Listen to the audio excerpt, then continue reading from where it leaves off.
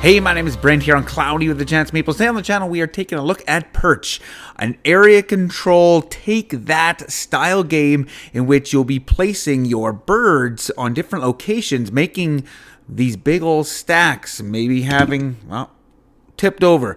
I might talk about that in the final forecast on components, but let me show you this game plays first in the radar overview. My final forecast coming up. Cue thunder. So the radar overview for Perch looks something like this. This is how you would set up the board. You'd make the homestead, and every game is going to feel different because you can set it up however you want. I have it set up for a starter base 2 or 3 player game, but there are a whole slew of more special tiles, as well as more creature tiles, and some more basic tiles. And you take a certain amount of each type of them, you shuffle them together, and you build your homestead. And then each player will take a specific color of flock. They will get a player aid for that.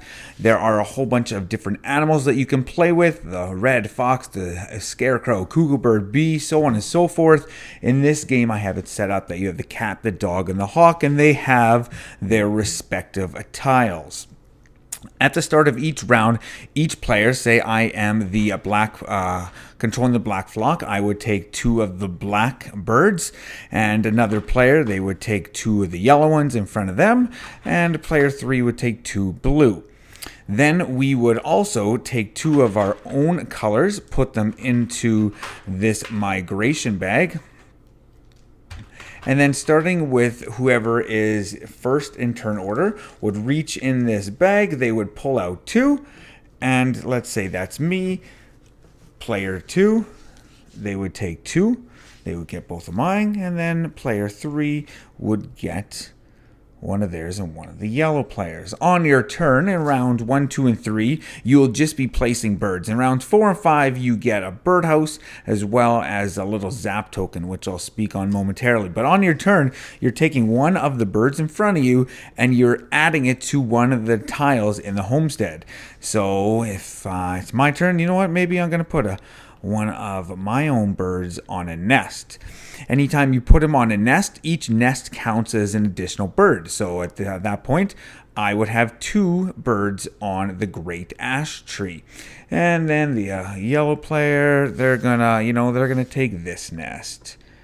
And then the blue player, they want to control one of these animals, so they're gonna throw one of their birds on to the country house. I will say that included are some little plastic stands because when you add birds, they could get a little tippy. So it comes back around to me, and you know what? I'm also going to put my bird on the country house. And then the yellow player, what are they going to do? They're going to throw one of my birds on the lonely elm tree. The blue player, they really want control of that cat. Back to me. I only have my opponent's birds to place now. So I'm going to put, I'm going to put one here. This player is going to take this one here. Back to me. I'm just going to, do that. I'm going to do that. They are going to put one of my birds. Let's just go. Let's go here, and then they want that one, or let's just say that. At the end of the round, you will resolve then every one of the tiles in the homestead. So you will start at the top left corner, go column by column, and you look. So in this one, whoever has the most birds gets 3 points. Whoever has the second most, 5, third most, 2. While the yellow player has 2, because like I said, a nest counts as a bird. So the yellow player would get 3 points. The black and the blue player, they're tied. So ties cancel out. They get nothing. Let's go this one. Black player gets 5. Blue player gets 3. Nothing here. Now let's go to this one. Blue player gets nothing, but they will get control of the cat. Black player will get 1. Nothing. Yellow gets 3. Yellow gets 5. 1, 2, 3, 4, 5. Black player gets nothing because in the second place you get nothing, and nothing here as well. So at that point, the yellow player or the blue player would take the standee for the cat, put it on the country house. They would take this in front of them, and this just tells you what the cat does. So next round, if whenever they control the cat, they can use this ability one time per round. And pretty much what this cat does is they move to an adjacent tile. They then quote unquote attack the highest stack of birds on that tile, sending one of them to the fountain and moving one to any other direction. So I'm just going to move those over. And then we'd start. Yellow player would be first, and then it would be the black player, and the blue player would go last, because whoever is in first gets to go first. But that means they have less control as to what's going to happen on that final placement, because other people are placing their birds. I will also say, I'll back this up, at the start of the game, if you want, you can play with objectives, and you would then score these points if you can meet the objectives at the end of the game. So Jack of Owl Trades, 5 points if you control at least 2 homestead creatures. Whereas, I'm going to cream you 4 points if you control at least 1 special location. And the special locations have these little stars attached to them. So you can use these. It suggests that you don't in your first game. But let's say that this is now round 2. Let's actually scoot. Let's say it's round 4. The blue player still has control of the cat. Every player then gets one of these birdhouses, and you would start the round again. The birds always stay on here unless they get sent to the fountain, and that's where some of these animal creatures come into effect, and some of the actual different special tiles come into effect as well. But let's just imagine, I'm just going to show you how this cat works. So if say later on in the game, it would be, yellow would have one there, blue would have one there, and black would have 2 there. Then the blue player could, take the cat, move it 1 adjacent. At that point, it says that it scares off 1 bird from the highest stack to the fountain. So anytime a bird goes to the fountain, you have to build from the bottom up, but you don't have to finish each row before you can start the next one, meaning we could go like this, and then the next one will go on top. They're worth specific points depending on where they're at the fountain. If they're ever sent to the plaza, then they just sit on the ground. They're also worth 1 point. But the cat would move here, and then that player maybe would push, maybe one of their own birds over here, because they want to make sure that they can keep control of the cat. At the end of the game, if you control any of the creatures, they're worth 3 points. Rounds 4, I said you get birdhouses. Rounds 5, little zapping tokens. What do these do? Well, you can place you can place your birdhouse on any one stack of birds, your own or an opponent's. And what does that do? Well, it does 2 things. A, it gives them another bird. So this would be a stack of 4 birds, but it would also cap this stack. So the blue player could not add another bird to this stack. It would also protect any creatures attacking. So the hawk can move around, and then they send 1 bird to the fountain. So if that bird the hawk landed on this one, the black bird would be the only one you could send to the fountain, because the birdhouse stops it. Then also round 5, the zap tokens, 1-time ability you can use on a turn. You can you figure this out. You play it and you zap 1 bird to the fountain. Whoever bird it is, they get to choose where they put it. But that in a nutshell is how you play Perch. I will also say 10 points to 1 stack of birds. That is the highest at the end, and it has endgame scoring. So the largest flock, each of these are all considered flocks. 3 points for every controlled creature, X amount of points depending on your birds on the tableau, 1 point per bird in the plaza, and then if any of yours are left in the bag, because some of the tiles will let you add more birds to the bag, all those are worth 1 point as well. So that in a nutshell is how you play Perch. Like I said, every game is going to feel a little bit different because you have so many different tiles that you can use. You won't be using A, all the tiles, and B, you won't be using all of the different animals. And you can create your homestead in whatever configuration you want, as in they have to be columns, so 3, 2, 3, 2, so on and so forth. That is the radar overview of Perch. Let's move on over now and take a look at the final forecast. The final forecast for Perch, a game all about birds attacking each other, fighting over different areas to be the number one flock. Let's dive into this. Let's start with components. There are two things about these components. One, they look great. The artwork looks fantastic. I really love the different animals. Let's dive into Perch. I've got it all in front of me. Got different components. Got the roost with all of the little birds, which I will say that this is a really nice added touch. All of the birds go in this little caddy, you put it on the table, and then players just take their birds out of that. Let's speak on the components more so. You have these absolutely amazing little nests that you will be putting birds on throughout the game. It comes with bird houses that look absolutely amazing. These birds that you'll be stacking again and again and again work, but then sometimes they do not work. And so as you see, this bird, it comes off very nicely, but when you have to stack a whole bunch of birds at time, like again and again and again, sometimes it becomes a little bit more challenging than one might think, because you can't just sit across the table and just put it on. Like, it's like they gotta get pushed on a little bit more than you would think. And then when you take them off, let's see if I can get this on there. He sits nice. A red bird needs to come off. Another red bird needs to come off. Okay, so I'm holding it. You can't just have this on the table and just be pulling birds off willy-nilly like that. So components, for the most part, they look amazing. They're not totally functional, I will say that. I do love the little acrylic standees of the little creatures, which I love the artwork on the creatures. This game reminds me of a game that I absolutely do not like, which is Smash Up. I'm not a fan of Smash Up.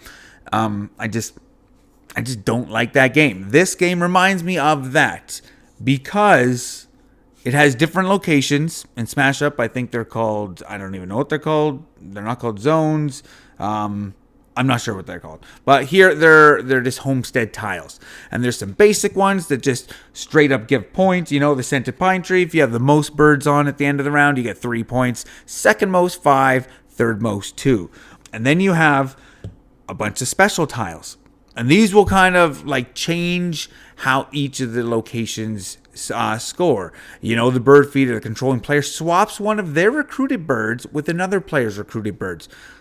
That can be pretty powerful because you can potentially get a third or fourth of your own bird, and then you're only putting out just yours, because normally you're putting out some of yours and some of other players.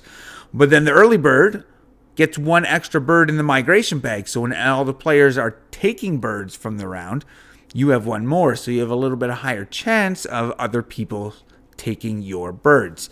And so these special tiles will just add a little bit of flavor. It'll add a little bit more interaction in the game, as do the creatures. Like I said, I like the artwork on the creatures, and I like how they interact. You know, the hawk's nest, if you control that, you control the hawk.